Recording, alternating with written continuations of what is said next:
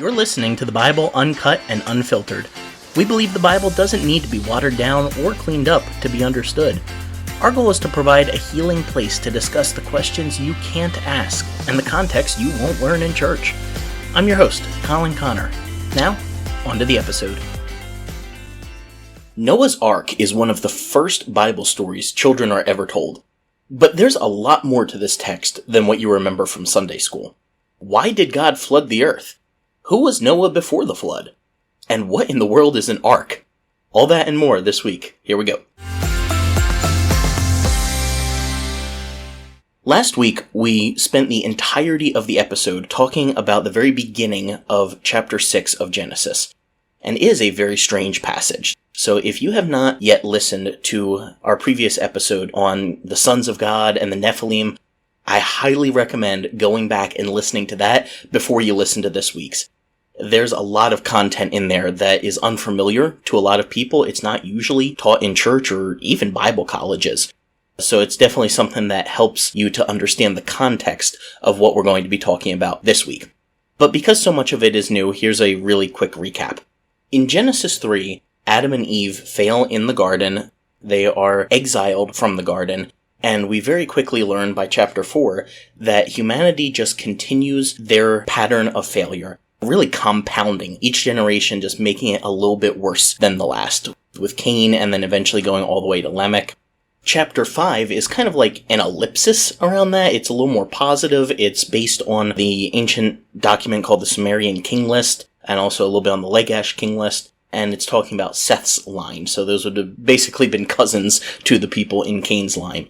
And just more and more removed the further down you go. Chapter 6 picks up the narrative where chapter 4 left off. So we are getting back into how humanity has just spiraled since the garden. And we're compounding on the evils of each generation, really. And something happens in this one where a group of supernatural beings called the sons of God, or the Watchers in other texts, come down from heaven and take human women for their wives. And this mixture of divine and human blood creates a cursed, half-human, half-divine race of superhuman offspring that was called the Nephilim. These were the demigods of ancient mythology, people who had supernatural strength or abilities. Oftentimes they were also of great height and build. That's why they're depicted as the giants as well. And in the Bible, that's why giants are always the bad guys in the story, even going all the way to Goliath in 1 Samuel 17, because it's Nephilim blood. They're not quite human and they're not quite divine. It's a very weird mixture of the two that just creates this corrupt group of superhuman beings. And yes, that is very weird, and that is not the kind of thing that you usually hear about in church. But that is actually the mindset that the ancient authors and the original audience would have had.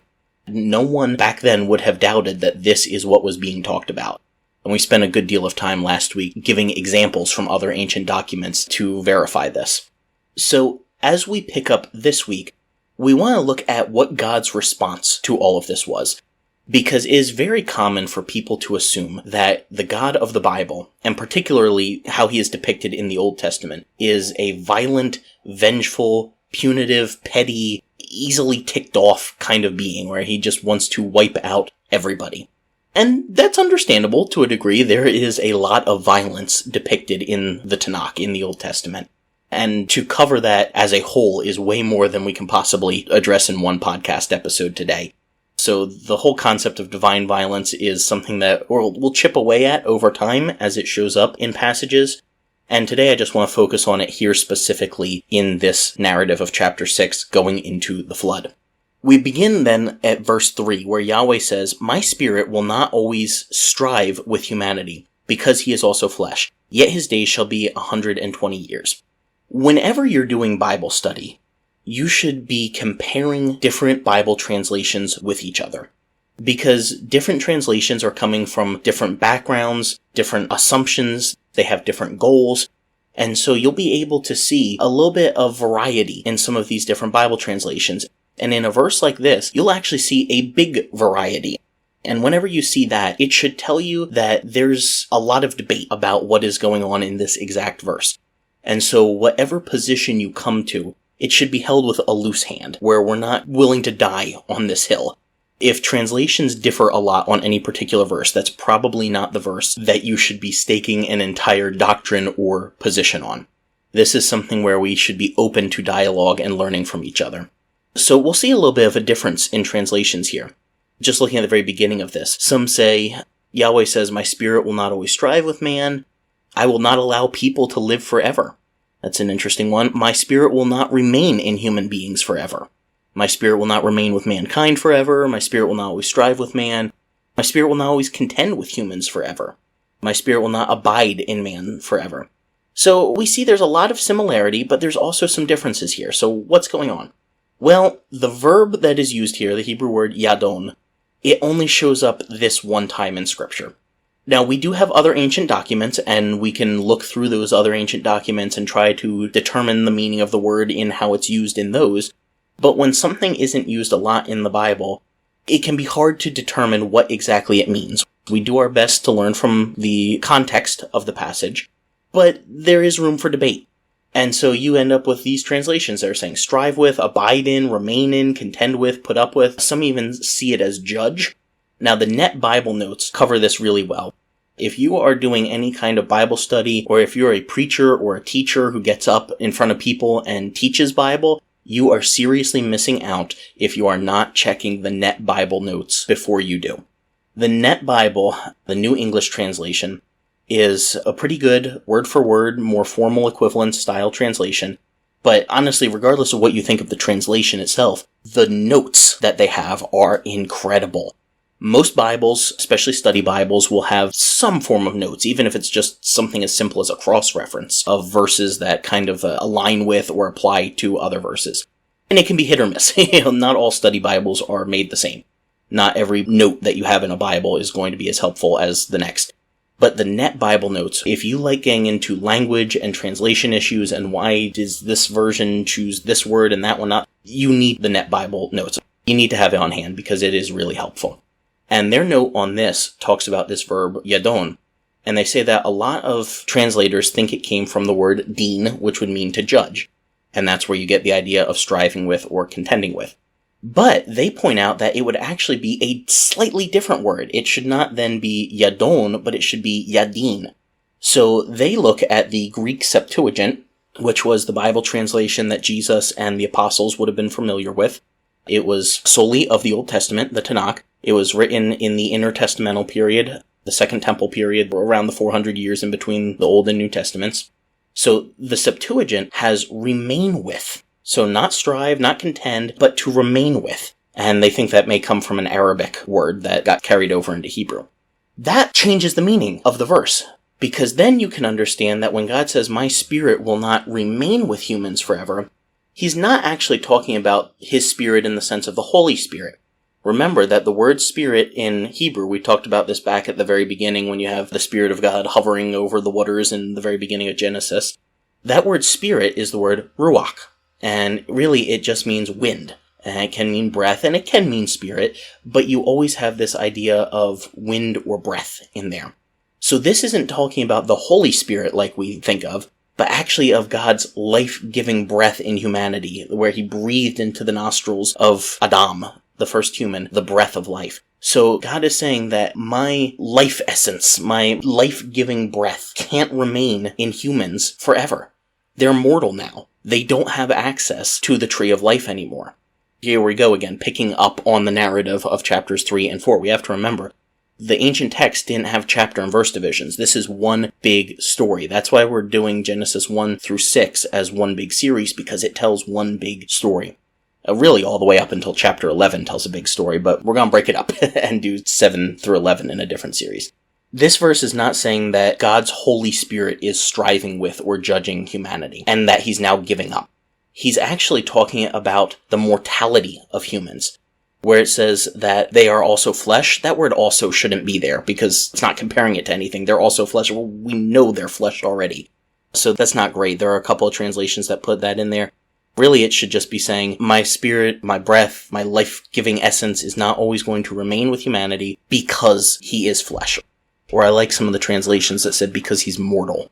The idea is that humans aren't going to live forever, and God is saying that in this post-failure, post-Eden society, his life-giving essence can no longer remain in mortal flesh.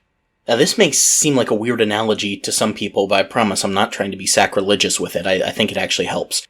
If you've ever seen a horror movie that has a demon possession of some sort, a lot of times the demon possession, even though it's a spiritual issue, has a physical effect on the person who is the vessel for the demon.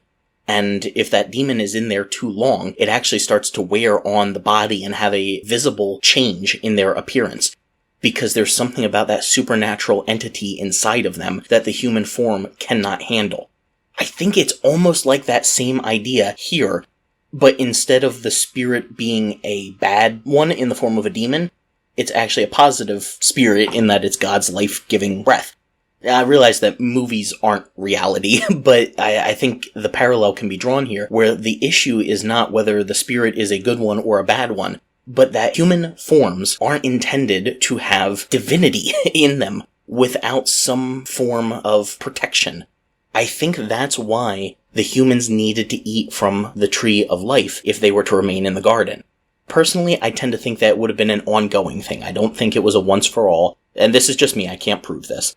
But I think that every so often, now whether that was once a month, once a year, once every 100 years, yeah, who knows. But they would have had to have eaten from the tree of life to be able to sustain God's presence within them.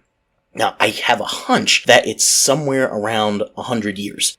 Why? Because people tend to die before they get to 100.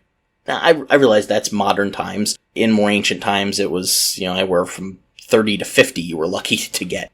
But I don't know, I'm seeing a little bit of a correlation here that just clicks a little too much for me to be coincidence. Where I think God is saying that now that humanity has eaten from the wrong tree, now that they are doing their own thing, the divine spirit breath that I put inside of them to animate their bodies, it's going to actually wear down on their bodies. Entropy is going to set in. They are going to start to wear down and age. And without access to the tree of life that would give them anti-aging power, if you will, their human form isn't going to be able to contain my divine spirit. So God sets this cap of 120 years. And there's two different positions people usually take on this. One is that he was saying humans aren't going to live longer than 120 years of age. And that's possible, kind of. But if you take that position, you have to say that it's just a general number. You can't say that it's a hard and fast. If somebody lives to 120 years and they've lived 364 days that year, they're going to die the next day. They can't make it past 120. They can't make it to 121. That's not what the Bible is saying here. Very clearly, because if you just look at chapter 11, several generations after the flood, people were still living longer than 120 years. Now, by the time of Abraham, chapter 11 going into chapter 12, it seems like the lifespans are getting significantly closer to around 120 years. But people in that time frame did still live longer, so it can't be a hard and fast rule if you think that is what it is. Interestingly enough, if you are taking the position that humans aren't really going to live more than 120 years, very notably, Moses dies at exactly 120 years of age. So there's some interesting correlations that can be made between Noah and Moses. I'm actually going to touch on some when we get to the Ark, but that's just a curious little detail that he would die at that exact age, and it would be mentioned here as well. However, there is another view that people take about what this 120 years is that I think probably fits the text a little bit more. And it's that the 120 years was how long between that declaration and the actual time of the flood. So God was saying there will be 120 years. Starting now, the doomsday clock is ticking. After 120 years, the flood is going to come. I think that fits a little better, but it's not entirely perfect, because when we're first introduced to Noah at the very end of chapter 5, verse 32, the Bible says that Noah was 500 years old. And then we're told that when the flood happens, he is 600 years old. Now, chapter 5, verse 32 doesn't specifically say that he was 500 when God made this initial declaration. It says he was 500 when Shem, Ham, and Japheth were born. So it is still possible that could be the 120, but either way, you're closer that way, because you've just got the 100 years between his first mention and the time of the flood. Neither view is perfect, but I kind of lean toward the one that says there was roughly 120 years between God's initial declaration and the actual flood. Verse 4 is where the Nephilim come in. Certain translations will just transliterate and say Nephilim there, others say giants. That's probably what the word Nephilim means, is giants. It could also mean fallen ones. We go into some of that last week. They were in the earth in those days. So this could be in the time of Noah, or like we talked about last week, Jewish tradition actually placed this in the time of Yared, from a little bit before Noah was born. Those Nephilim were also associated with the Gibborim, and they're called mighty men of old or men of renown. Or I like how Robert Alter translated it, heroes of yore. And he suggested that the author was specifically using more archaic terminology there in order to make it sound like an old-style heroic poem or an epic genre of sorts. It would kind of be like if I was speaking in Elizabethan, like King James-style English, trying to make something sound more like a Shakespearean response. That's what Alter thinks is going on here, is that the author was actually speaking in a way that sounded old, even for his time, to maybe allude to oral poetry that had passed on through the generations, telling the tales of these heroes. And we talked last week about how men of renown is actually men of the name, and that's going to come into play more when we get to chapter 11, talking about people wanting to make a name for themselves. So in verse 5, God sees that what is going on is evil. This is in contrast to how the sons of God saw what looked good to them. God now sees that what looked good to them and what they did is actually an evil thing. He sees the wickedness of humanity. The text literally reads, "And God saw that the evil of humanity was large on the land, and that every inclination of the intentions of his heart was altogether evil all of his days." So in other words, the motivations behind the actions of most of humanity was selfish, willing to bring hurt into the life of another for one's own benefit. The language here is intentionally hyperbolic. It is meant to sound over the top with all of these all and every showing up throughout it.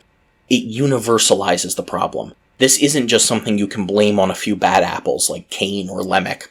Everybody was repeating the mistake of Adam and Eve, selfishly choosing to define good and not good on their own terms, regardless of how it affected other people. So this is intentionally hyperbolic. It is not necessarily saying that every single thing that every single person ever thought of in this time was a wicked, horrible thing. It doesn't mean that people didn't ever have a good thought. It's a way of making this everybody's problem and saying that the same issue that happened back at the garden is continuing with every successive generation. And so it makes this not just a story about people in the past, it actually invites us to see ourselves in this, and how are we continuing the mistakes of Adam and Eve? What selfish choices are we making? When are we putting ourselves over other people and hurting other people for our own benefit? So I made the point last week that this is not total depravity as much as it is pervasive depravity. It was just seeping through to where a majority of humans were making consistently selfish choices. And that kind of sounds a lot like today as well. The average person just goes about life doing whatever helps them, regardless of what effect it has on other people. And I'm not talking about Christians versus non-Christians here. I'm talking about everybody. I've known probably more Christians who have lived that way than I have people who don't consider themselves Christians. This is an epidemic that affects everybody. This is something that we all repeat the mistakes of Adam and Eve. So how does God respond to this? Well, verse 6 says that it repented Yahweh that he had made humans on the earth, and it grieved him at his heart. This is the first emotion God is ever recorded as feeling in Scripture. And it's not angry. Even though humanity and even his divine creations have taken this wonderful world that he made, that he declared to be very good, and have ruined it through their own selfishness, he still isn't feeling angry. He feels sorry. He feels grief. In fact, the root of the word for grief here that he feels is the same root for the word talking about the anxiety that Eve and Adam would feel post-failure in the garden, where Eve would feel that anxiety related to conception, and Adam would feel that anxiety in his work. And even Lamech's declaration about Noah saying that he would relieve the pain, the anxiety of our hands' work, that is the same word here. So God is feeling anxious over how humanity is behaving. It's upsetting him. But not in an, oh, I'm so ticked off at you kind of way. That's not here in this passage at all. In fact, nowhere in the flood narrative, nowhere in Genesis is God described as being angry. I think that's important to keep in mind as we study this passage because it helps us to understand what God was feeling and how he was reacting. It can help us to kind of remove some of the baggage that comes along with a flood, where we just assume that he is acting out of anger and very impulsively against humanity. This actually shows us that that's not what was going on at all, so maybe we have to rethink what was going on with his judgment as well. Now, before we go any further, we should talk about how God could feel these kinds of emotions at all. A lot of theology has the idea that God is not affected by humans, that he is just so far off on his own, there is nothing that we can do to hurt or help him. I don't know if too many people would necessarily put it that way, but I think that's the idea that a lot of people do have of God, that he is just distant and unapproachable, unaffected by humanity. And in fact, it kind of becomes a debate when we talk about prayer. Does prayer actually change anything in God? Was he going to do it anyway? At that point, why do we pray? That's a whole other debate that people get into. But I think the picture of the Bible is of a very relational God. I believe in relational theology, which says that God can be affected by humanity, and that God can be emotional. What we do has an effect on him. Now, that's not necessarily to say that we have any form of power over God. He is still far more powerful than us. He is God. We are not. If you have ever made anything, you probably feel some sort of a connection to it, some sort of a pride in it. And if something happens to what you have made that doesn't fit what you originally wanted for it, you might feel sorry. If you create a work of art and something happens to it where it just becomes broken or soiled or destroyed, that's going to upset you. And I think that's the picture that we get of God, is that he is affected by what we do, and he takes our behavior personally. That's not something that everybody out there is comfortable with. In fact, Pete Enns did a whole article talking about this, where he pointed out that if you read the Septuagint, this verse is actually translated completely differently. Ancient Hebrews had a different view of God than the ancient Greeks did. The ancient Hebrews were a little more open to the idea of God being an emotional and relational being. Greek was a little bit more philosophical of a culture, so they didn't like the idea of emotional gods that could be affected by humans. They preferred to keep them more distant from humanity. So when this translation was done from Hebrew into Greek, the translation actually completely gets rid of the idea that God was sorry or anxious or upset over this. And instead, it says that he thought deeply about it. So that would read, and Yahweh thought deeply about how he had made humans on the earth. And where it says it grieved him at his heart, that was changed to he pondered it in his heart. So God was remade in the image of the Greeks there. And again, that would have been the translation that Jesus and the disciples would have been familiar with. So something that completely changes the message was a translation that Jesus and the disciples considered to be authoritative as the Word of God. That's a little thorny and makes you sit with it and consider how much can our ideas of God change over time and still be reliable or even authoritative. Because those are two very different ideas. A God who is emotionally vulnerable and affected by humans, where he is actually sorry or anxious over what they're doing, versus a God who is more stoic and just thinks deeply and ponders what's going on. Two totally different things, both considered to be authoritative scripture. So maybe, as time goes on, each culture reimagines a little bit of what these stories mean. And maybe that's not a bad thing. Maybe that's actually what we're supposed to do, is find ways that this can be relevant to our time and culture.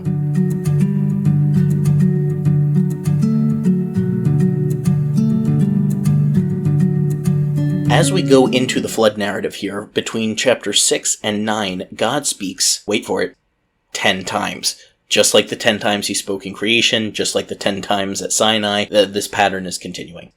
Now, if we just look at the things that God says he is going to do here in this chapter, we would be freaked out. I mean, he sounds really ticked off, even though we've already said he is not described as being angry. Very frequently in the Bible, God speaks often of taking violent action. But he's rarely ever the one who pulls the metaphorical trigger, if you will. It's almost always a third party. This even happens, I think the best example of this would be with the 10th sign, or 10th plague in Egypt, the death angel.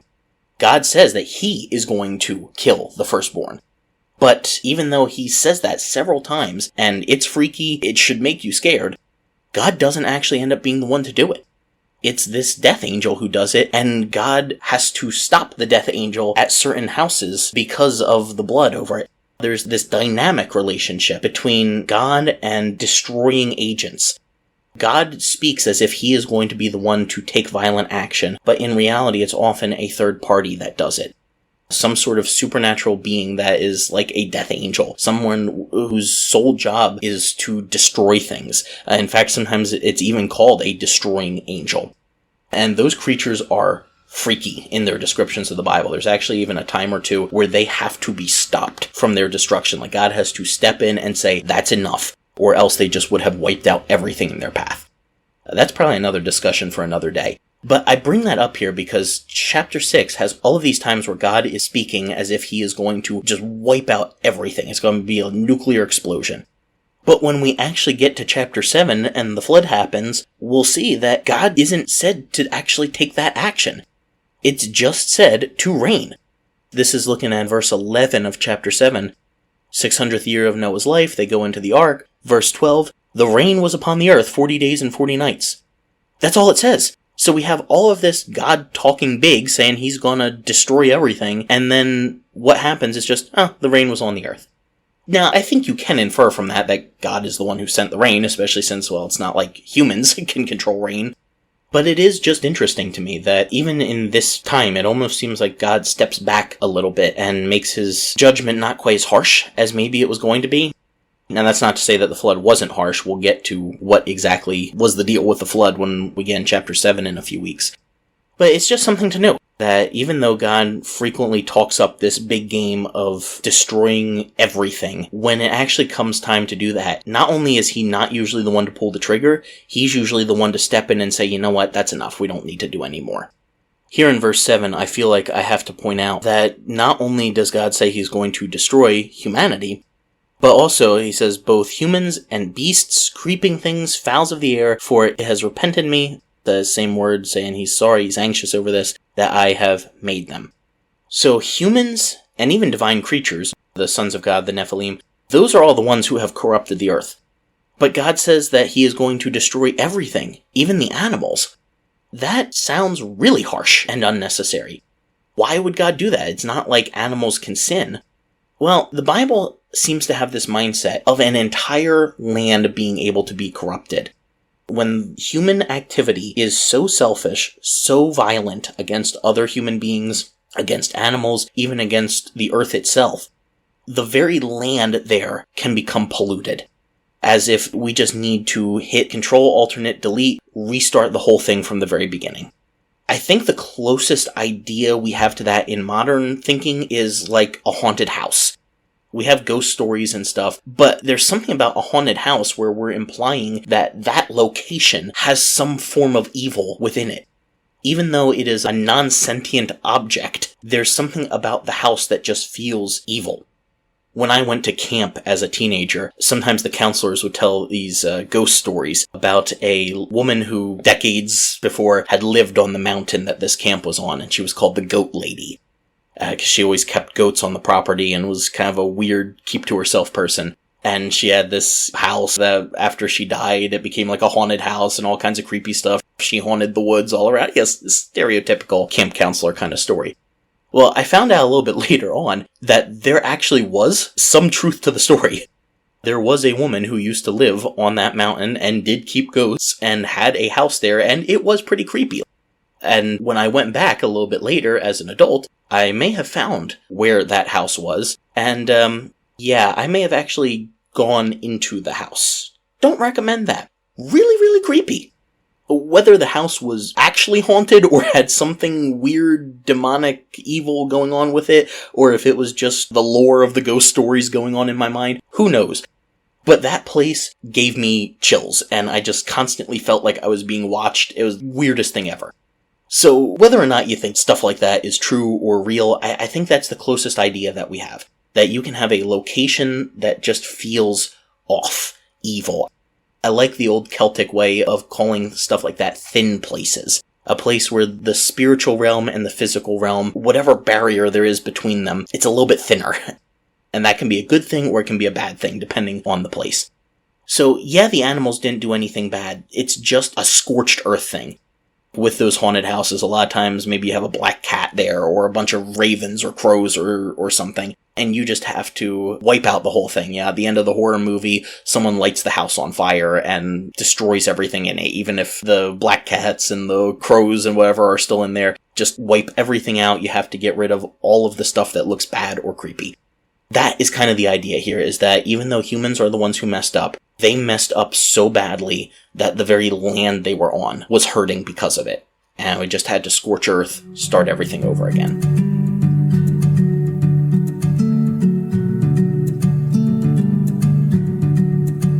Okay, let's talk a bit about Noah now. He was introduced as the very last person in the genealogy from chapter 5, and now we pick up again with him. So after God has made all of these declarations about the world, it pivots and says, "But Noah found grace in the eyes of the Lord." Now this is the very first time that grace is ever mentioned in Scripture. So we have to talk about it a little bit. There's all kinds of baggage that just comes with hearing that word grace. It's thrown around in religious circles to a point where I don't think anyone really knows what it means anymore. They might be able to give you a dictionary definition, but you hear it enough. It's in all of the songs, Amazing Grace, the most popular hymn ever. You just hear it so much you stop thinking about what it actually means. So whenever you see that word grace in the Bible, I recommend replacing it in your mind with the words divine favor, because that's what it means. It's the ancient concept that a God can look upon someone with either favor or disfavor. So when someone has grace in Scripture, it's saying that God is looking favorably upon them. In Christian circles, we like to talk about unmerited favor a lot, where God gives us this grace that we just didn't deserve, we couldn't earn it, but it's His showing favor to us when we deserve the exact opposite. But the picture in the Tanakh, in the Jewish scriptures, is that grace can be earned. In fact, that's what we have right here in this very first instance of it showing up. Noah found grace, favor in the eyes of Yahweh. Why? Verse 9. These are the generations of Noah. Noah was a just man and perfect in his generations, and he walked with God. So these two are put side by side, and I think it's giving the idea that Noah had divine favor because of the way that he acted. And I think it's important to realize that we're not talking about salvation here. I'm not talking about Noah went to heaven because of the good things that he did in his life. So before anyone gets too up in arms saying that I'm saying you can earn your way into heaven, I'm not saying that. This verse means absolutely nothing about salvation. It is not anywhere on the radar here. Because Noah was already someone who was walking with God. So he was already a Yahwist. He already believed in Yahweh. So beyond that, his actions were pleasing to God. They aligned with the ideal that God had for him. But who exactly was Noah? Well, we really don't know a ton about him. In fact, the very first thing that we hear out of his mouth is the curse on Canaan, all the way in chapter 9. So through the entirety of the flood narrative, we don't hear a single thing that Noah says. Which is really strange to me, because imagine the scenario in your head. You're a relatively normal guy, trying to do the right thing in the world, trying to be a good person, and out of nowhere, you hear this voice from above that says, "I'm going to destroy everything, you get to stay, but you have to make this box that is going to save you and your family."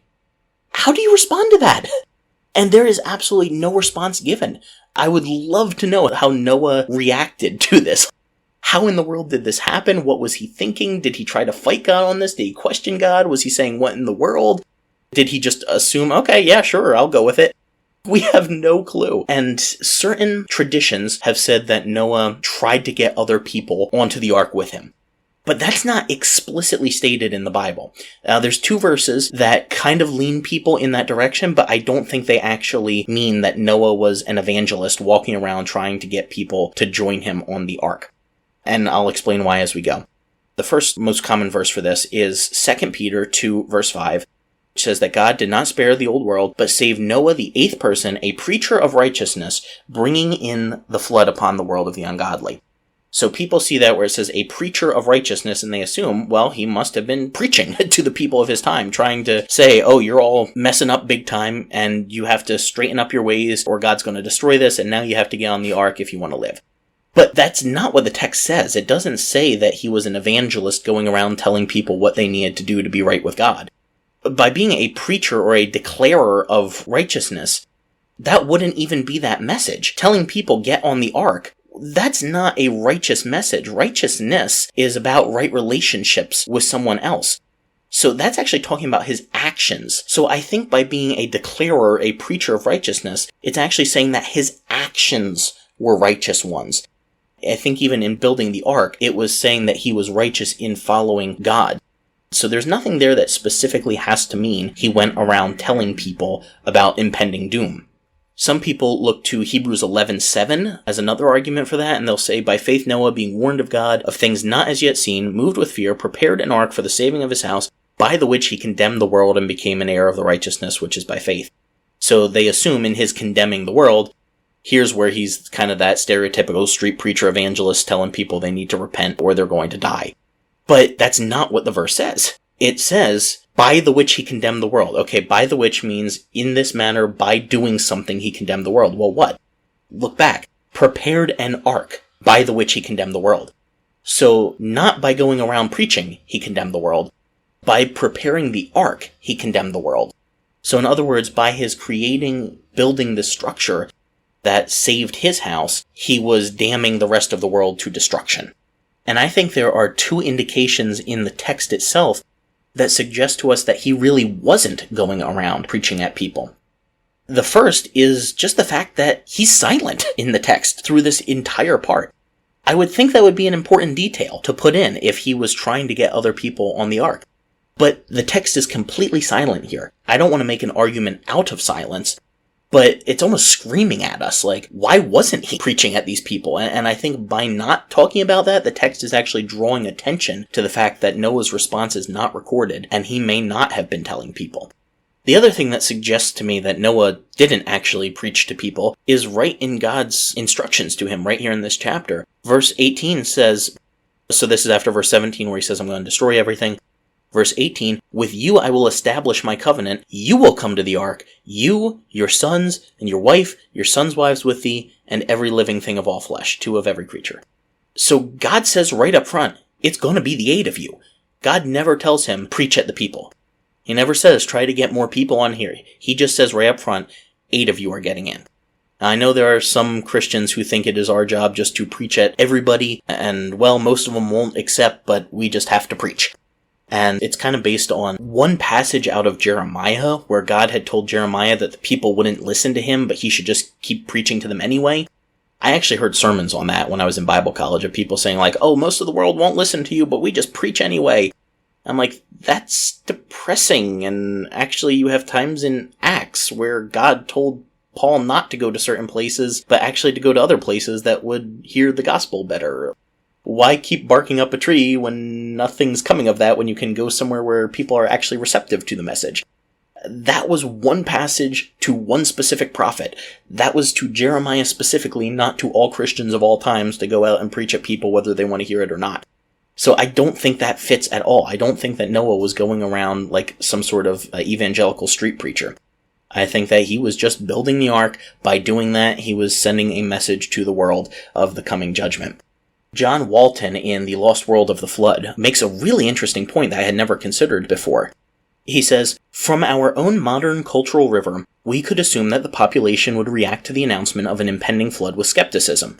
This is me talking here. Imagine if somebody came to you today and said, God's going to destroy the earth with a flood. You'd be pretty skeptical. Walton continues, but in the ancient cultural river, that would not be the case. Ancient peoples would have readily accepted that the gods would wipe out everyone. They would have more likely clamored to get on board rather than ridiculing Noah. Note how readily the people of Nineveh in the book of Jonah accepted the credibility of Jonah's announcement of destruction. End quote. So I think he brings up a really interesting point there, that if Noah had been preaching to these people, they're ancient people who believed in petty gods who would wipe out the world at a moment's thought. We'll talk more about the Epic of Gilgamesh in a few weeks, but there's an ancient document that mirrors this story very much. It's called the Epic of Gilgamesh, and it's a flood narrative. So many awesome connections that we'll talk about when we get there. But in that story, the gods wipe out humanity because they were being too noisy. In the Genesis story, it's because humans have become too violent with each other. But in this other Epic of Gilgamesh that the biblical story is drawing on, it was just because humans were too loud and they were annoying the gods when the gods wanted some rest. In an ancient culture where that's what people thought of the gods, if somebody said, hey, the gods are going to destroy us all, get on this boat, it really wouldn't hurt for you to get on the boat, like they probably would. And that's shown in the story of Jonah. Some random dude just walks into one of the biggest cities in the world at that time and says, God's going to wipe you out, and they all go, whoa, we should listen to him. So that's just something to keep in mind when you're considering whether or not Noah was preaching to the people of his time. Now, we know nothing about what Noah did before the flood. After the flood, he cultivates a vineyard. Tradition has suggested that maybe he was a vigneron before the flood. This was actually his practice. Some traditions have even suggested he was the first person to cultivate a vineyard and turn grapes into wine. It's possible. If we bring back in that Sumerian king list from a couple weeks ago when we were talking about chapter 5, we'll see that the person who correlates with Noah was called Utanapishti. Utanapishti was a king. He was on the Sumerian king list, and he ruled over a city called Shuruppak. It's possible if Utanapishti, the flood hero there, was a king, maybe Noah was. Maybe he was a ruler over some sort of a city. There's even some Sumerian versions that have the flood hero as a priest. Now, that one really intrigues me, because even though the Bible never says if Noah was a king or a priest, I think we do at very least get an indication that he was a priest. You say, why in the world would you say that? Well, because God's about to tell him that you're going to take these animals onto the ark with you. The chapter we're in today, chapter 6, says 2 of every sort of creature, every kind of creature, every species. When we get into chapter 7, that's going to be extrapolated on. Chapter 7, verse 2 says, of every clean animal you will take to you by 7s, the male and his female, and of the beasts that are not clean by 2, the male and his female. Now, a lot of times when Christians read that, they just glaze right over it, they don't think twice about it. But y'all are smart listeners, so I want you to stop and think about why that doesn't make sense. And it's for one very good reason. Clean and unclean animals, that's not talking about ones that you would keep in your house versus ones that you wouldn't. Inside dogs and outside dogs. Now, it's talking about ritual purity. Clean animals were the kind that you could sacrifice in your religion. Unclean animals were the kinds that you couldn't. That's all laid out in Leviticus. We are hundreds of years before Leviticus at this point. We're 2 entire books separated from that. There is no clean and unclean animals specified in the Bible at this point. Don't read what you know of the text later on back into this yet. Just read it as is. We have clean and unclean animals as if we should just automatically know what they are. There is absolutely no rationale or explanation given for how to tell the difference between what a clean and an unclean animal is at this point in the story. And yet somehow Noah just knows the difference. Well, what kind of person would know the difference between which animals were ritually pure and which ones weren't for sacrifice? A priest. So maybe Noah was a priest. Very interesting thought, and I think there could be something to that. As we move into verse 9, there's a little bit of an odd wording here because we get a toledot. These are the generations of Noah. But then, we don't get the generations of Noah. Every other time that we have one of these toledot sections, we go into a genealogy. We saw that in chapter 4 and chapter 5. We even saw it with the transitions between chapter 1 and chapter 2, talking about the creation stories. But here, there's no genealogy. We're told in the next verse about his 3 sons, but it just stops right there. So that's a little bit of an odd detail, but that's how the text is set up, so we go with that. Verse 10 says that he was a just man, or a lot of translations will say a righteous man. That's another word, just like with grace, where it has so much church baggage to it that we've basically forgotten what it actually means. The word righteous, or just, has the idea of right relationships. We can have the idea that it is all internal and moral, but it's not so much about an inner moral quality as it is someone who is in right relationship with the people around them and also with God. Noah had right relationships with other people, unlike Lamech, unlike the people of his day. Perfect. This is where we get really interesting and even play off of the discussion of Noah's possibly being a priest. Perfect does not mean moral perfection. It's not saying that he never sinned. It's actually the word used for sacrifices in the Levitical law. A perfect animal was the kind that you could sacrifice, an animal without blemish, an animal that didn't have some sort of scar or something that would make it ritually impure. Noah was unscathed in his time. The word generation at the end of verse 9 here is a different one from the very beginning of verse 9. It's saying his time, the age that he was in. So he was unscathed by the evil, the selfishness, the violence that was going on in his day. He was like his own little mini Eden. He was a different kind of person than those around him. There's some people who even have a theory. I'm not sure how well this holds up, but it is intriguing. Since we've talked about the Nephilim and the tainted bloodline that was going on at that time, pure in his generations could possibly be saying that he didn't come from a Nephilim bloodline. He was pure in his generation, unlike a lot of the other people of that day. That may be reaching a little bit, but I'm not entirely convinced it is, because there are several Jewish traditions that have Noah's father, Lamech, afraid at Noah's birth that he was actually a Nephilim. There are stories you can look up where Lamech thought, because of the countenance that Noah has when he's born, he just comes out like radiant and shining. Even some of the traditions have it that Noah was speaking. Literally, as soon as he came out of his mother at his birth, he just automatically starts speaking. So Lamech freaks out and accuses the woman who just gave birth to his son. So I don't ever recommend doing this. The mom just gives birth, and Lamech accuses her of having sex with a divine being and says that Noah is a Nephilim, and she goes through all these different hoops trying to explain to him that that wasn't possible. Now, again, that's not Bible, that's tradition, but I do think it's interesting that tradition exists that said Noah could have been a Nephilim, and then we got that cut off, like there's no way that was happening. Why would those stories exist if some people didn't think that way? And so I think the Bible's even maybe speaking a little bit to that here, saying that he was pure in his generation. He had a pure bloodline. He was not from the tainted Nephilim line. And he is also said to walk with God, just like who was the last person to walk with God in the story? Enoch. We have to now import what we know about Enoch onto Noah, since we used a similar description. Enoch was delivered from death, taken into the presence of God. So we should assume something similar is going to happen to Noah. And sure enough, we'll find out in chapter 7 and 8 that is exactly what happens. Verse 11, God looked upon the earth, and behold, it was corrupt. All flesh had corrupted his way upon the earth. Verse 11 says that the earth was filled with violence. That word filled is the same word from the creation week when God told beasts and humanity to fill the earth. So it also has that connotation of completion or even a religious consecration of something. We were supposed to fill the earth with humans. In a way, we did. And the result was filling with violence. I think this is important to realize that the rationale for God's responding so harshly is because humans were hurting humans and animals and the earth. God's creation was being hurt, and so he reacted to that because we were self-destructing. This is not God being petty and just saying, y'all aren't doing what I said to do, I'm going to wipe you out. This is his looking down and seeing us treating each other and the world we live in with violence. And that is not okay. God takes action when people are being hurt by other people. We were made for Eden-like peace, but instead, left to our own devices, we just became more and more violent. So God steps in to say, I can't keep letting you destroy yourself this way. If this is the way you want to live, I will give you the fruit of that.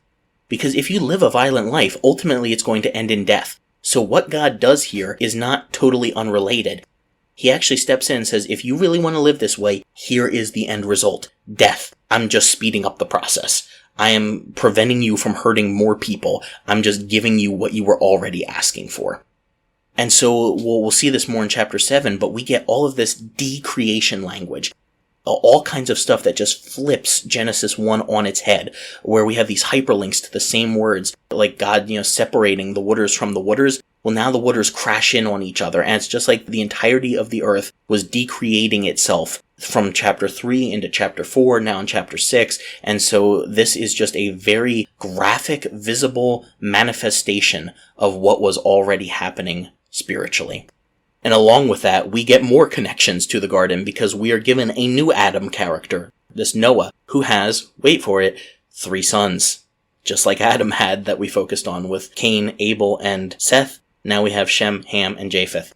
God sees something down on the earth, just like in Genesis 3, where he goes down to see the humans and to talk with them.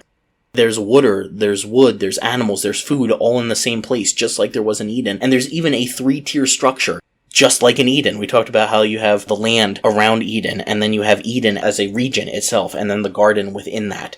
Well, here you have the ark having 3 sections as well. Possibly 4. We'll get to that in a second here. But either way, you can either view it as having 3 sections in all of these structures, or you can view it as 4. It has the same significance either way. Now, verse 13, Robert Alter notes that God's pronouncement of imminent doom and his instructions about the ark are the longest continuous speech up until this point in Genesis, considerably exceeding the triple curse in chapter 3. Most of this length is dictated by the necessity to provide specifications for the construction of the ark and of the arrangements for the animals. But the writer also uses the speech as a vehicle for realizing God's awesome presence in the story. The language is not arranged in actual verse, but sounds a drum roll of grand formal cadences, stressing repeated terms and phrases that are rhythmically or semantically parallel. End quote. So in other words, Alter is saying that it almost reads like poetry. It's not actually poetry, but there's a cadence to the words that are being used here, and that this is the longest speech given by anyone in the text up until this point. God says, "The end of all flesh has come up before me." That word end is almost like the Hebrew word for cry, but written backwards. It's sa'ak. So the self-destruction of humanity was coming because of how many people were being caused to cry out by the violence that was happening. It's kind of neat how there's a little play back and forth there.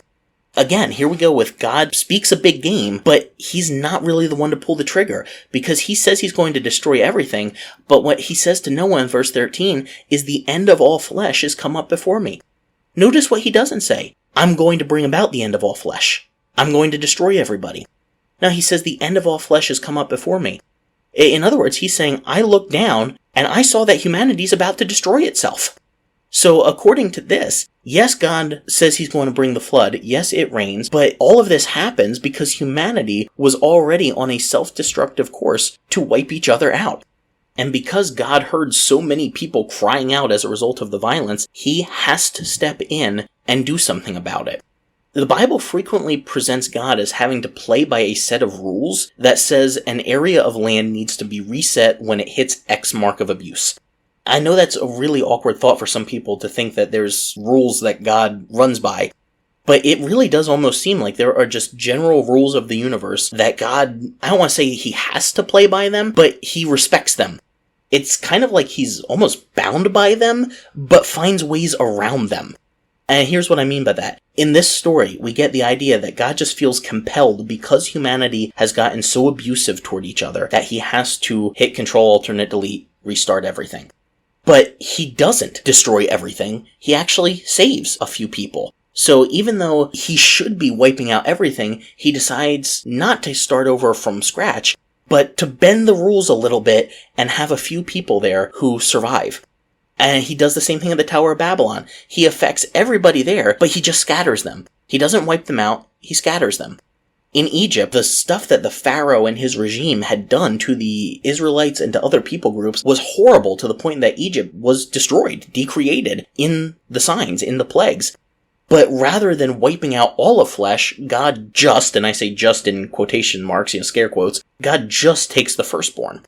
By the time of the captivities, rather than killing anybody, they are, again, scare quotes, just deported. By the time of Jesus, only he takes the fall. Only one person instead of everybody. Now, I'm not sure I love that way of thinking, because you still have to go, well, did the firstborn have to die at all? Did anybody have to die in these? It's still uncomfortable. But I think it's helpful for me to think of these rules of the universe that say when something gets so bad, we hit X point, whatever that point is, we just have to start over. And God says, oh, okay, yeah, sure, but here's how I'm going to get around that.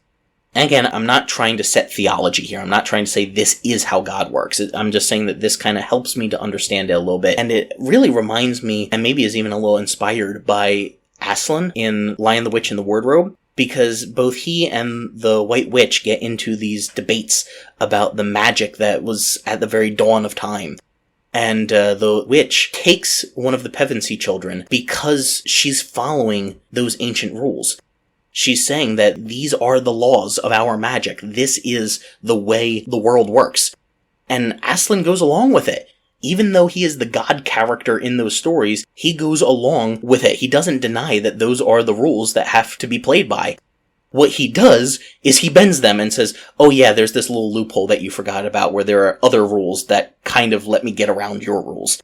And I kind of think that's sort of what's going on in some of these stories. It's an interesting way to view the text.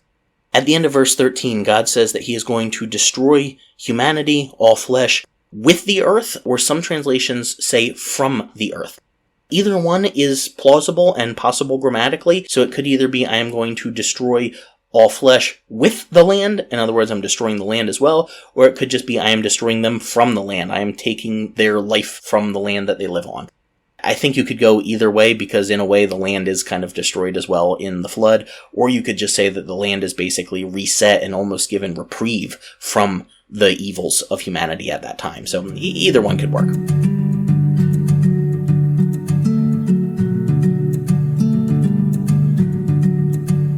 Now, time to talk about the Ark.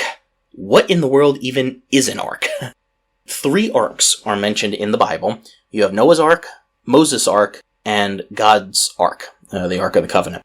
There are 2 separate words in Hebrew that are used here. So Noah's Ark and Moses' Ark are the same word in Hebrew. The word is teba. And the word for the Ark of the Covenant is a totally different word. It's aron. They seem to be related concepts, but it is a different word. When we get into Greek, it is the same word. Now, I don't think the New Testament mentions Moses' Ark at all, but it does mention Noah's Ark and the Ark of the Covenant and uses the same Greek word for the 2. All we're going to focus on right now is Noah's Ark and Moses' Ark, because the same word teva is used for both of them. Now, when I'm talking about Noah's Ark, I think we all know what I'm talking about here. This is the subject of this chapter.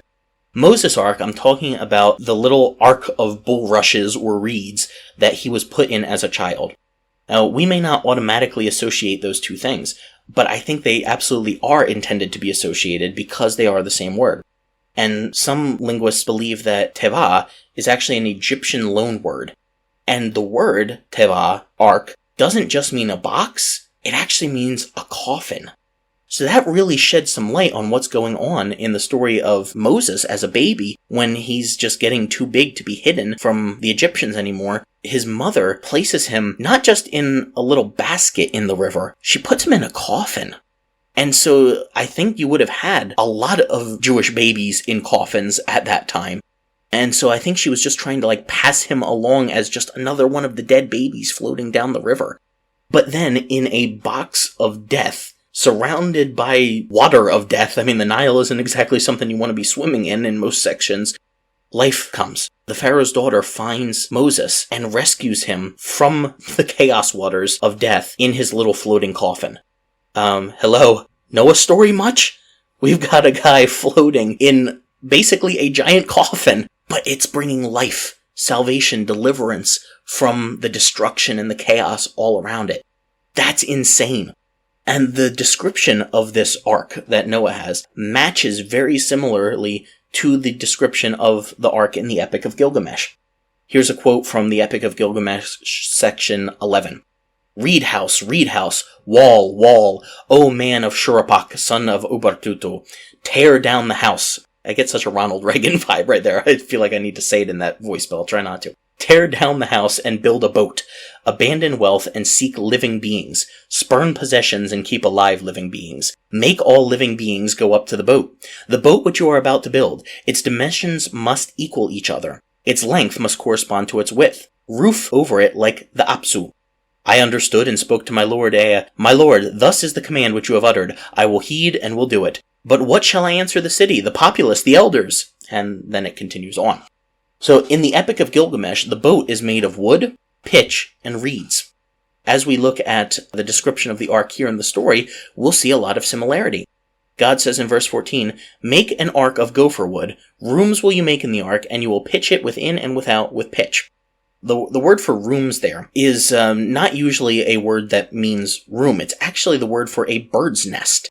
And some have even suggested that the word could possibly be translated reeds, depending on where the vowels go. So I haven't seen too much verification on that, but if that's true, you have wood, pitch, and reeds, just like in the Epic of Gilgamesh. What type of wood is used, nobody has any clue. That word gopher wood, that's not actually a type of wood. And it's not even an English word, even though it looks like the English word gopher. It is a transliteration of the Hebrew word gopher. So they just took the Hebrew letters in gopher and made it the English word gopher. So we don't know what gopher is. Nobody really knows. There are all kinds of guesses. The Septuagint, very interestingly, instead of trying to figure out what type of wood it was, translated it out of squared timber. So they translated gopher or gopher as squared. And the Vulgate does something very similar where it says to create it of timber planks. Well, that doesn't really do me any good. All that does is tell me it's wood. The Jewish Encyclopedia, though, suggests that it was cypress wood or cypress wood. And this became popular when Adam Clarke mentioned that in his commentary, and it kind of became a popular commentary for quite a number of years. So cypress wood is probably our best guess, and I'll mention why in a little bit here. Now, there's a guy online who fancies himself a little bit of a Bible scholar, and I can't say I agree with everything he says, but he brings up some really unique ideas. And I was reading some of his work for this. His name is J. Caleb Jones, and he had some really fascinating thoughts about the ark.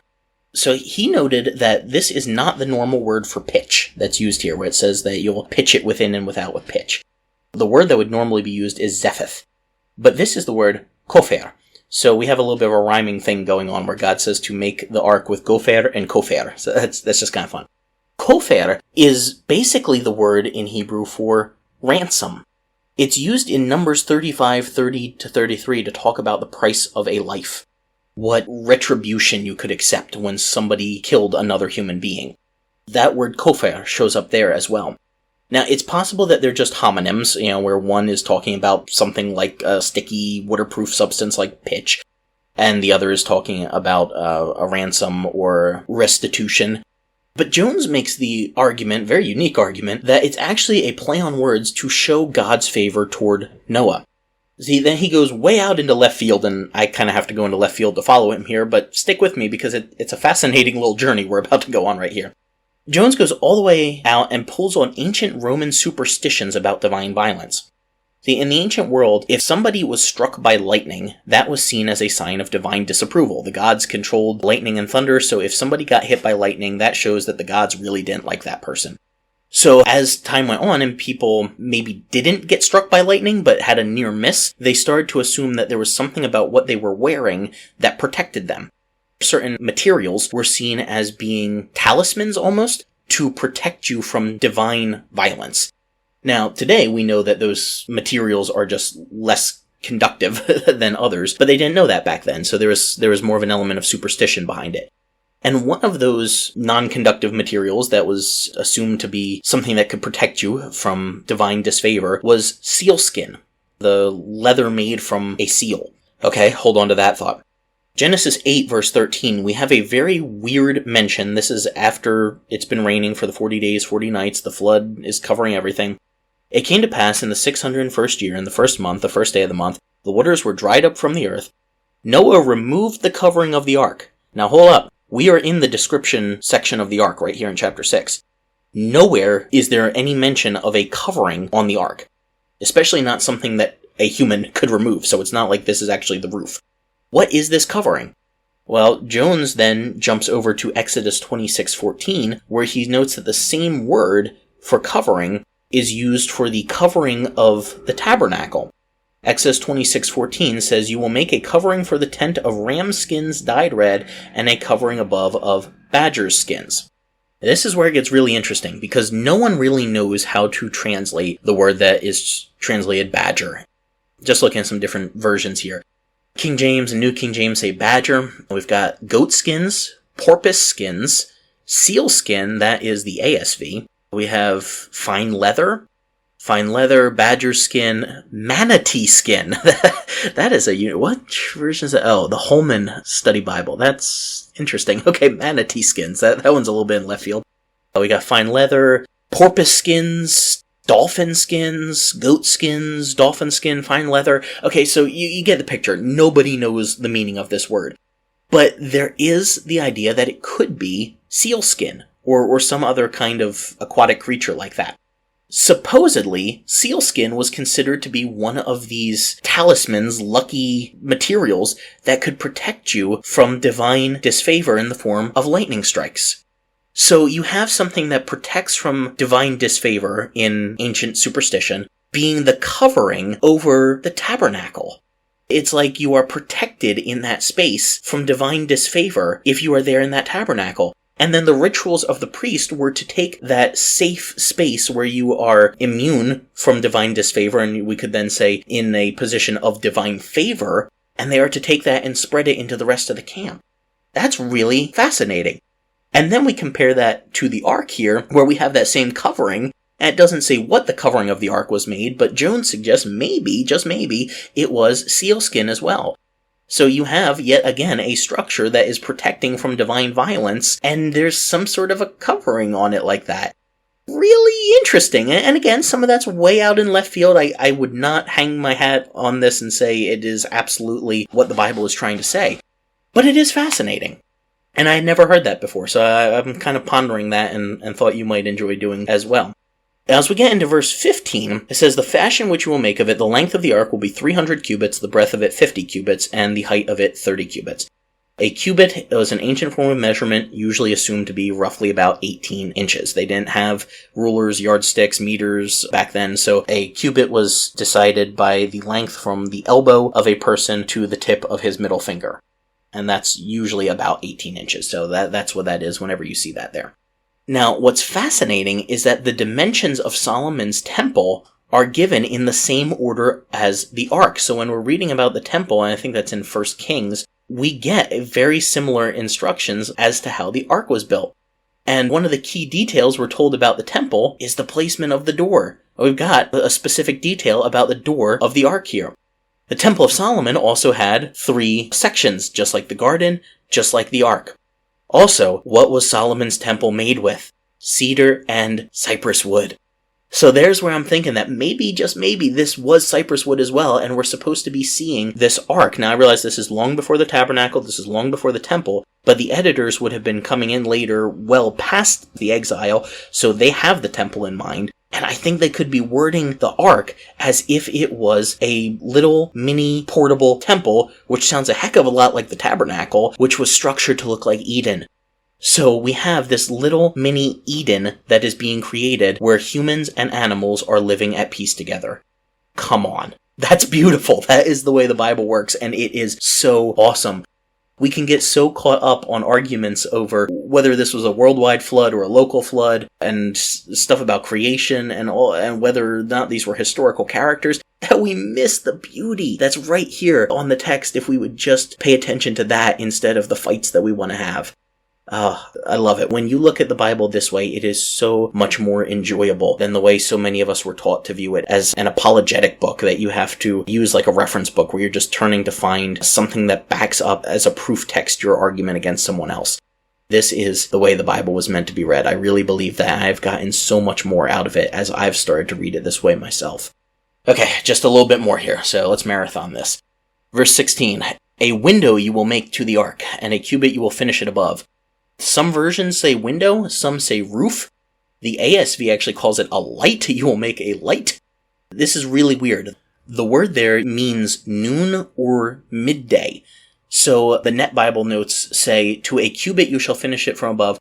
This is the idea that Noah was to leave an 18-inch opening from the top for a window for light. So that is probably what is going on here. Is it saying leave a little light hole, but only at the top?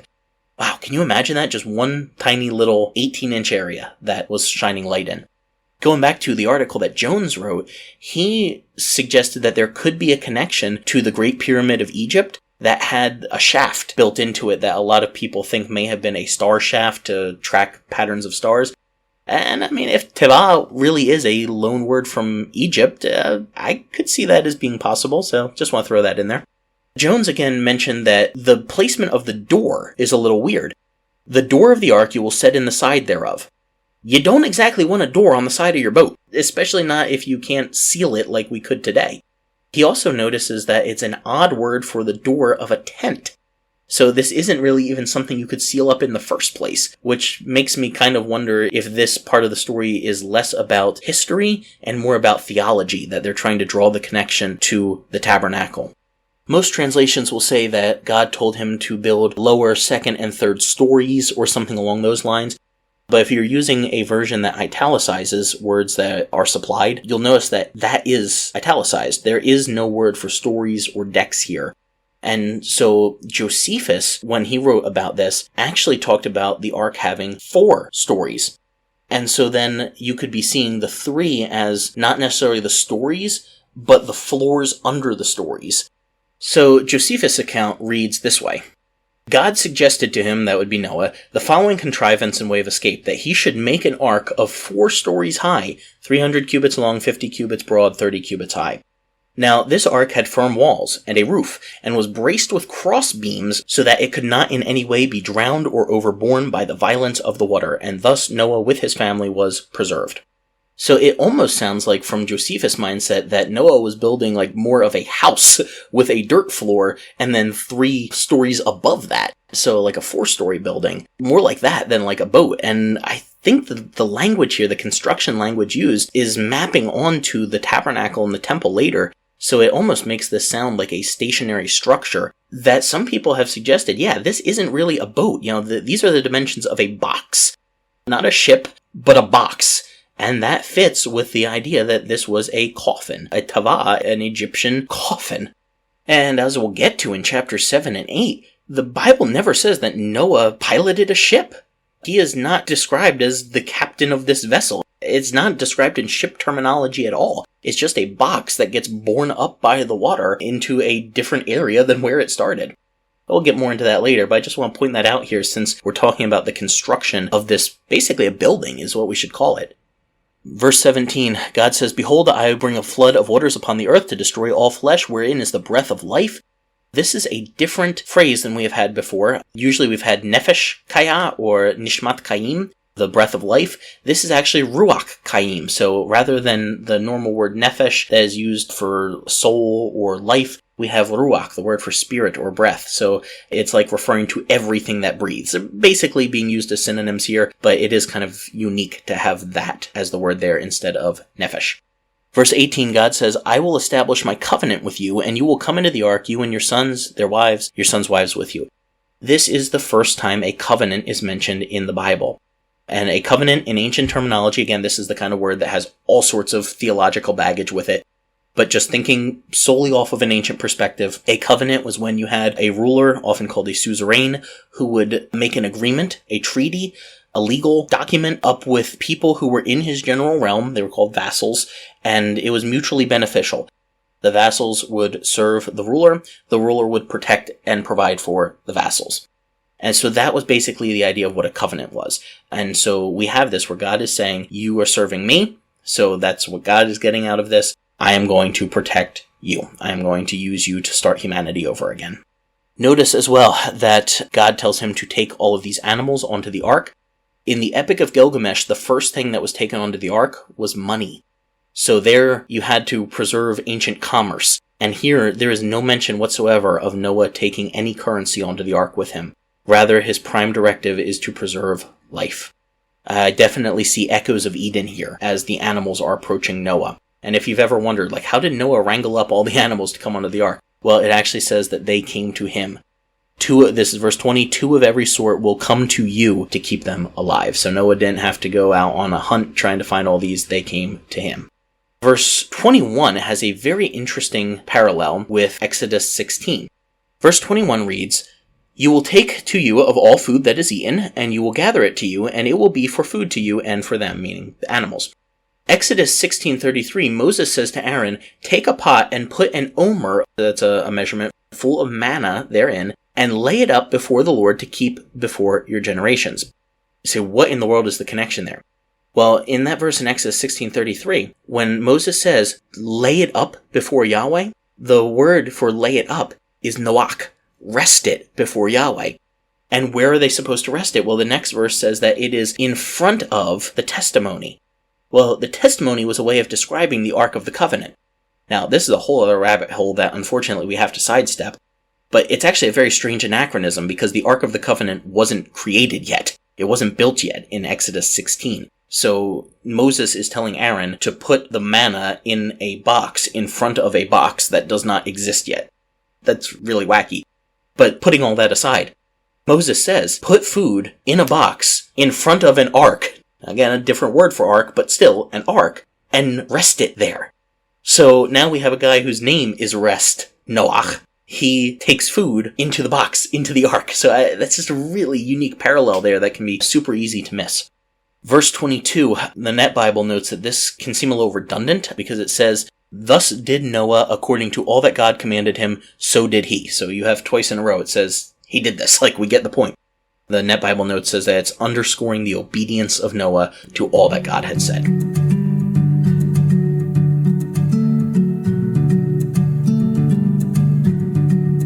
Okay, we have one more topic that we need to address before we officially finish chapter 6 here. And that is the topic of divine violence.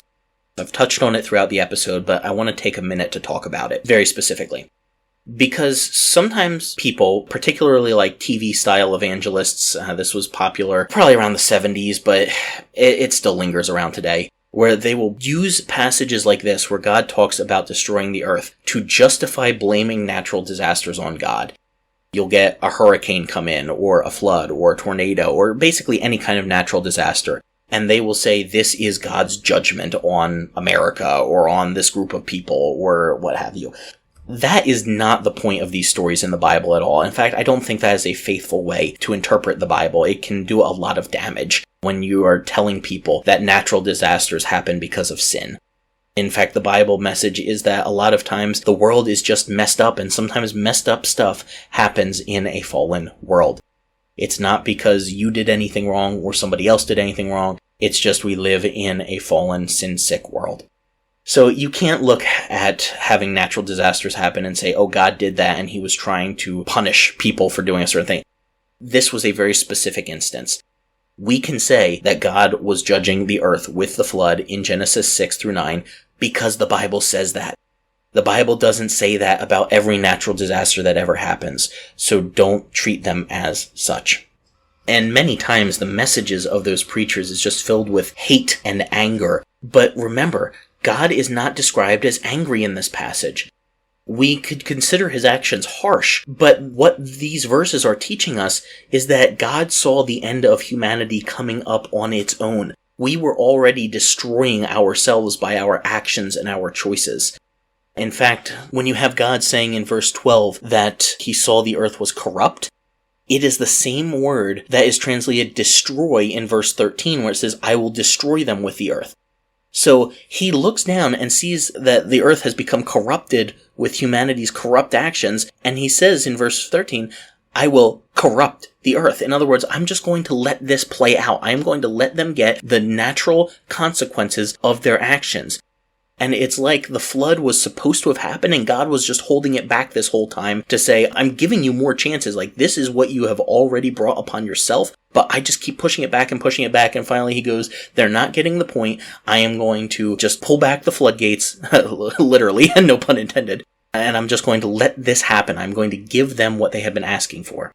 The Bible Project has talked about this a good deal in some of their podcasts, and I think even a couple articles. So they have a section where they said, God sees that humanity is ruining the land with violence. So he says he will cause humanity's ruin with the land.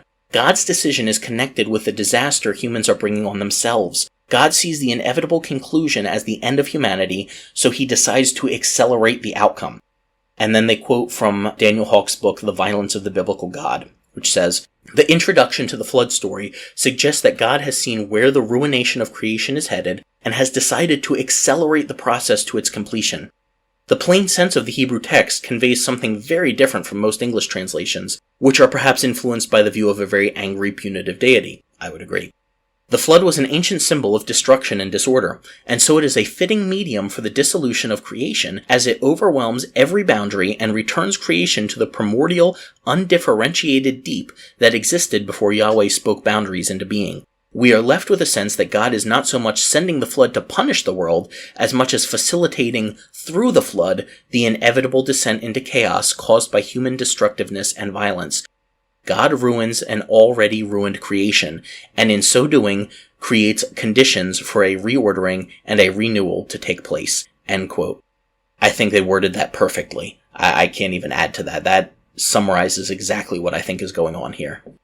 And we have to remember that this is a continuation of the story in Genesis 4. If you kind of ignore chapter 5, we have a straight line from chapter 3, chapter 4, and now chapter 6 that says each successive generation of humanity is just compounding the issues with the previous ones. We are getting more violent, we are getting more abusive, we aren't working things out. So God says, I am realizing that humanity is about to destroy itself on the course that it's on. I am going to step in now and act. So it's not that God is bringing about our end. It's that we were bringing about our own end, and he realizes it and says, before you do that, let me just pull a few people out so that we can start over again. Now, I don't want to pretend that that makes this all peaches and cream, sunshine and rainbows, and easy to swallow. We're still talking about a flood that would have wiped out thousands upon thousands of lives, if not more at that time. And we are saying that God did this because of human actions. That is a hard thing for a lot of people to swallow. And it should be. Divine violence is not the kind of thing that you should be able to write off with a few proof texts. And if you do that, if that works for you, fine. Just, I don't recommend sharing your views on that with anybody else. Because that can really be emotionally abusive to people to say that, oh, God can just do whatever he wants and he's God. Well, we're talking about human lives here. And I've tried to bring in a lot of different things that can help to mitigate the severity of what God does here. You know, when we consider that not all of these lives were fully human. We've got the Nephilim thing going on. When we consider that we were destroying ourselves already, and then bring in that God doesn't actually seem to pull the trigger, or maybe not as much as he was going to, and then he stops it, and he saves people through this. So we've got all these things that kind of take the edge off of it a little bit, but not completely. We still have to acknowledge that this is a very violent passage, and even though it is usually like the first thing that we teach kids about the Bible, heck, when I was growing up, no joke, my nursery was done up in Noah's Ark wallpaper. Okay, that tells you how old I was. We were still wallpapering walls back then, right? But when you stop and think about that, it kind of blows my mind that we're talking about a story that has the destruction violently, graphically, of people drowning. That's like one of the worst ways to die. And the entire earth is doing that. And we go, yeah, let's put that up in our kids' nursery.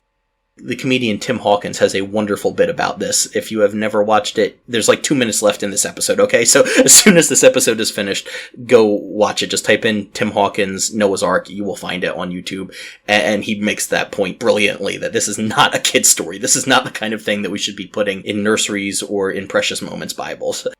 But in all seriousness, it is a difficult text to wrestle with. And we're pausing here. This is the end of our Genesis 1 through 6 series. Kind of. It is the end of my specifically going through because, hey, we got to the end of chapter 6. But we are still going to do one more episode in this series. We are going to have a question and response episode. We cover a lot on this podcast. I mean, this is only, I think, technically episode 12, if I remember correctly. And we've already gone into all kinds of stuff that you do not usually hear in church. And I know people who have been Christians for decades, who have been reading their Bible every single day, and they've heard this stuff that I'm sharing right now, and they said, yeah, I've never heard this before. So whenever you hear this kind of thing for the first time, there are always questions. And I don't just want to leave you with all of these questions spiraling around in your head. So we have made a way on our website for you to be able to interact with us, and you can send your questions about the podcast, about what we've talked about. And you can send those by email to ccon, that is CCONN, at thebibleuncut.com. You can also interact with us on our social medias. We post whenever we have an episode or a new article or anything like that going on. So you can just comment directly on there. You can interact with other people who have been listening to it. So if you have any questions about this episode or any of the previous ones, you can go on our website, use the email form there. You can email directly. or you can interact on social media. Let us know your questions. We are going to be doing a question and response episode. It'll probably be a little bit shorter, something a little fun to change it up. So, until then, stay curious and keep asking questions about the Uncut and Unfiltered Bible. You've been listening to the Bible Uncut and Unfiltered. We hope we provided a healing place to discuss the questions you can't ask and the context you won't learn in church. If you enjoyed the podcast, would you take a minute to share it with a friend? You could also rate and review on your podcast app. If you'd like to donate to keep our work going, you can go to our website, thebibleuncut.com, and click on the Support Us tab. While you're there, check out the recommended resources and blog where we post show notes and other articles. Thanks for listening. We'll see you next week.